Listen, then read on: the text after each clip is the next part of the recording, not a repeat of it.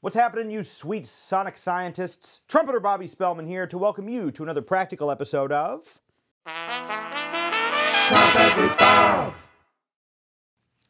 The trumpet only has 3 buttons, which allows us to gain access to all 12 notes of the chromatic scale by opening up various tubes of the instrument and elongating the whole length of the instrument in order to change the fundamental pitch. Now, that principle, in combination with the fact that we have so many different partials to choose from to get us into different ranges of the instrument, means that under many circumstances, rather than just having one fingering to choose from when playing a particular note, we may have many alternate fingerings to choose from. Understanding these alternate fingerings can make certain passages much easier to play, and it can give us a wide palette of possible textures and rhythms that we can use when improvising. I want to spend a little time today talking about these alternate fingerings and how you can use them to make your life a little bit easier while playing the trumpet. Before we dive in, I want to talk a little bit about the fundamental principles of the trumpet and why we may have several different fingerings for each note. The trumpet at its core is a brass tube pitched in B-flat, sometimes C, sometimes E-flat, but generally speaking, B-flat. Without using any of the valves, of course, we can get around the range of the instrument just accessing the partials from the open position of the trumpet. That might sound like this.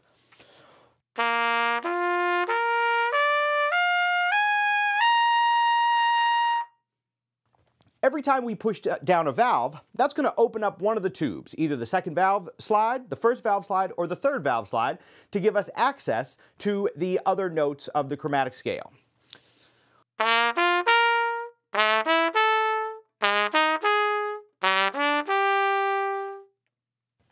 In that way, the trumpet works exactly like an automatic trombone, where every time you push a button down and you open up a valve, you're just elongating the instrument in the same way that you would with a trombone.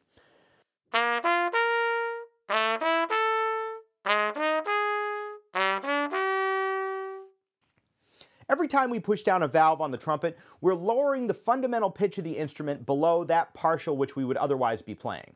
So for example, if you start on a low C and you push down the valves incrementally and progressively down to the low F sharp, you're elongating the tubing on the instrument in such a way that you can access the B, B flat, A flat, G, and finally F sharp, the lowest note on the trumpet. That sounds like this.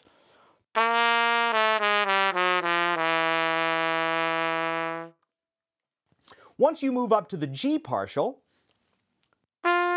you have a whole other set of notes based on those fingerings. So instead of a B, now when you push down the second valve, we're getting an F sharp, followed by an F, E, E flat, D, D flat.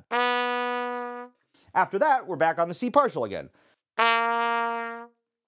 Now, because the partials will get closer together as we move up the range of the instrument, that gives us a number of different possibilities for certain fingerings in the middle and upper register on the trumpet. So what do I mean by that?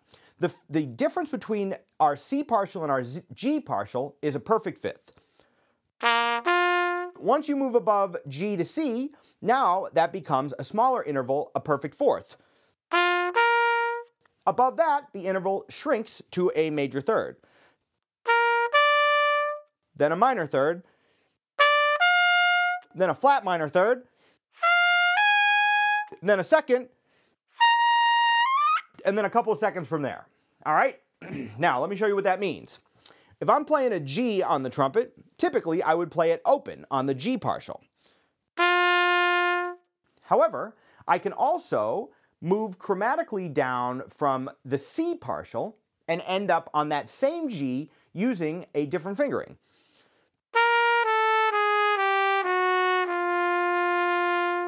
So whether I'm playing a G open or a G 1 and 3, it's still going to be a G. We're dealing with the same G, but it happens to be that we're dealing with different partials. So I can easily play a G either as or.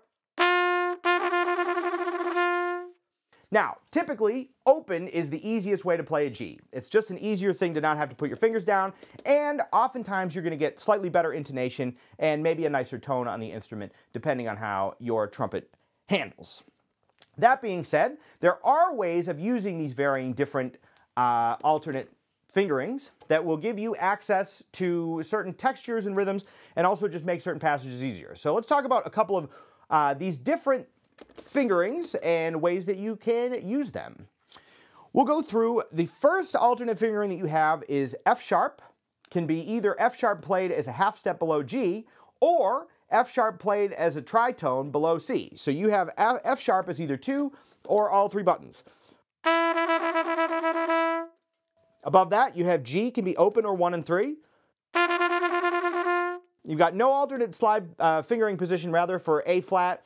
A will be its own thing. We're going to talk about that later. B flat, you have either 1 or 1, 2, and 3. B, you have 2 or 1 and 3. C can be open or 2 and 3. C sharp can be 1 and 2 or 1, 2, and 3. D can be 1 or 1 and 3. E flat can be 2 or 2 and 3. E can be many different things. And so on. Now, the most common alternate fingering is to replace 1 and 2, anything that you'd play on 1 and 2, with the third valve. You'll notice if you're looking at the trumpet that the third valve slide is the same length as a combination of the second and first slides. Therefore, anything you play with 1 and 2, for example A and E, can also be played with the third valve. Now, once again, typically it's easier to play 1 and 2 rather than the third valve, but there are many instances in which it'll make your life a little bit easier to use that third valve instead. I'll give you a couple of examples. I first noticed the real value of the third valve watching Balkan brass bands. And in Balkan music, if you haven't checked it out, definitely check it out. I'll put some links in the description below. I'll give you some videos to check out because it's a really fascinating and beautiful and exciting style of music.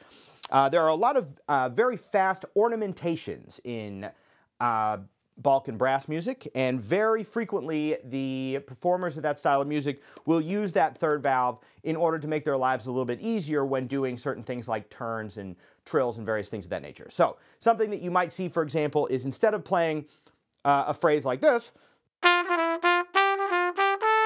it might be easier for me to play it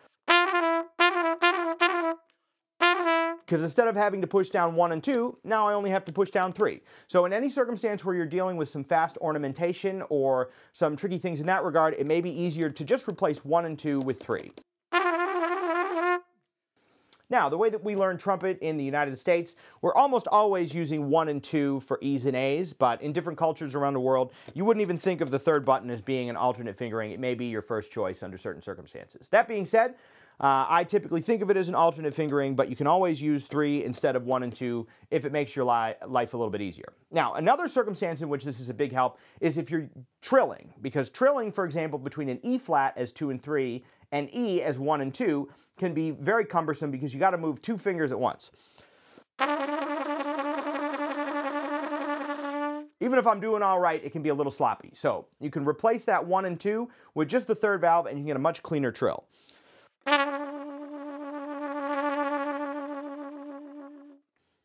The alternate fingerings can also be a big help when trilling between partials.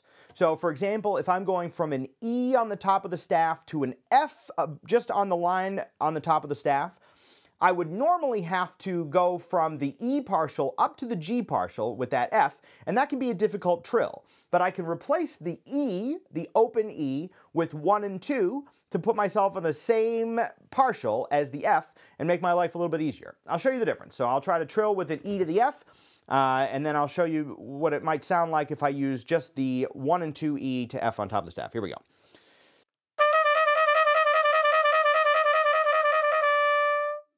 Or I can get a good effect with both of those approaches, but it makes my life just a little bit easier to be able to use the 1 and 2 on top of the staff in order to make that trill cleanly. All right, in addition to making certain passages easier to play by just simplifying the fingerings, the second way that I like to use alternate fingerings is to be able to break up certain phrases that I would otherwise be slurring in order to make it easier to hit the partials in between certain notes. Let me clarify that a little bit. So I learned this technique from my old teacher John McNeil back at New England Conservatory, and I found it very useful over time. You may have a passage, for example, that includes many of the same fingerings. So, for example, I could play something like this. Now I'm playing that phrase pretty legato, and the first 3 notes all have the same fingering, which is 1. Now, I can make that move from the F to the D to the B flat only using my face and my air, just basically using flexibilities to get myself through that little passage. However, you can cut that little phrase apart and make it a little bit easier to hit those partials in between by using the third valve as an alternate fingering for D, 1 and 3, in order to just break up that line and make it a little bit easier to slide. That might sound more like this. Now, it gives it a slightly different color to the D, but moving in a fast passage, it would be very difficult to hear that. The other thing is especially if you're playing very fast, rhythmic, repetitive phrases, a move like that can make your life a lot easier. So let's see if I can play that a little bit faster and try to take advantage of that third valve in order to break up the partials and be able to make it a little bit easier to play that phrase while basically keeping it legato. That's going to be much easier to play then. And you may find that you get cleaner phrases. All right, the third and my favorite way to incorporate alternate fingerings into your playing is to use them as a way of expanding your palette both rhythmically and texturally as you're playing the trumpet. So over the years, I started to notice a lot of trumpet players using this technique in order to get some really interesting sounds out of their trumpet. I think of particularly Ronald Hampton on Mingus Moves, the album Mingus Moves. He uses a lot of alternate fingerings to create basically a texture on the note. You'll also hear Lee Morgan doing that on Monin, as well as Louis Prima. Louis Prima used to do this, so there's a lot of fun tracks where Louis Prima is using that alternate fingering as a way to get different rhythms out of the trumpet. So I'm going to break this into two smaller categories. One is textural choices, and the other one is rhythmic choices. So I can use, let's say, for example, I'll play an E open, and then I'll use my third valve to separate that E in order to create a certain rhythmic approach.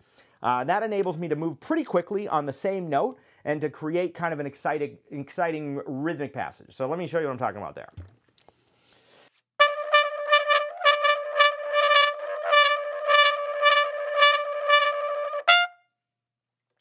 Now that's a fun way to create some excitement while you're improvising and to be able to play with the drummer and to play around with one note at a time, but be able to move that pretty quickly. All right, so that's one way to do it. You could do that with the E, you could do it with an E flat, you can do it with a D, C sharp, C. You got a lot of options, all right? So there's a way to use that in your improvisation. It's not as an excuse not to tongue. You still have to be able to articulate quickly.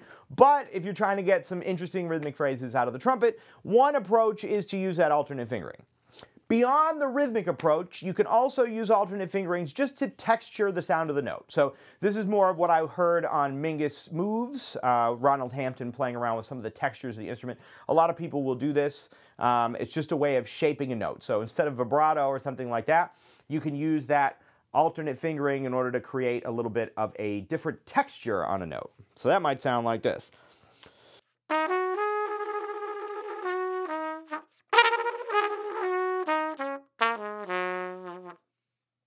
Something of that nature. You can even end a tune with that.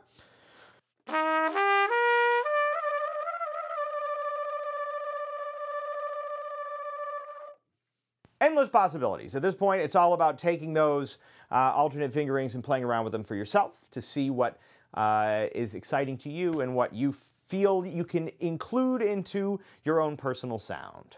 So I'm going to do a little improvisation for you in ways that I will incorporate these textures and rhythms into some more kind of free improvisational settings.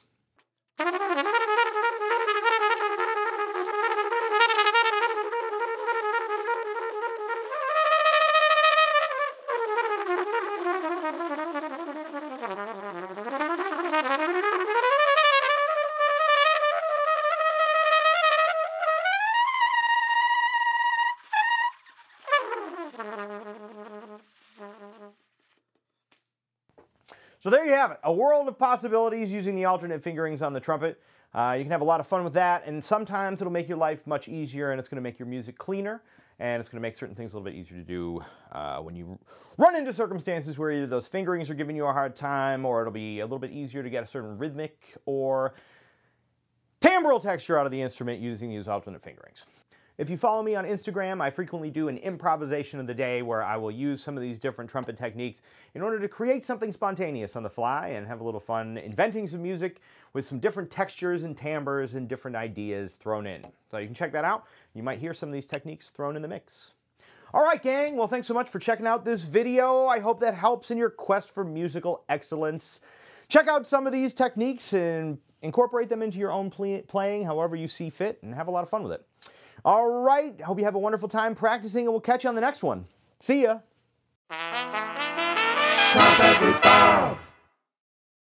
All right, friends, thanks so much for checking out this video. I hope it helps in your pursuit of the majesty of musical self-expression. If you like what we're doing here, please like this video and subscribe to the channel. Big thanks to all the new subscribers. We really appreciate your support, and we're going to keep putting out some new videos for you. The Ridgewood School of Music is now accepting new students for lessons online as well as in person in the Brooklyn, Queens, and greater New York City area. You can find us on our website at www.ridgewoodschoolofmusic.com, and you can send us a message, and we would love to help you achieve all of your musical dreams. For some more musical fun, you can also follow me, Bobby Spellman, on Instagram at Bob Spellman, or in any of the other social media platforms listed in the description below. Thanks again for checking out this video, happy practicing, and we'll catch you next time.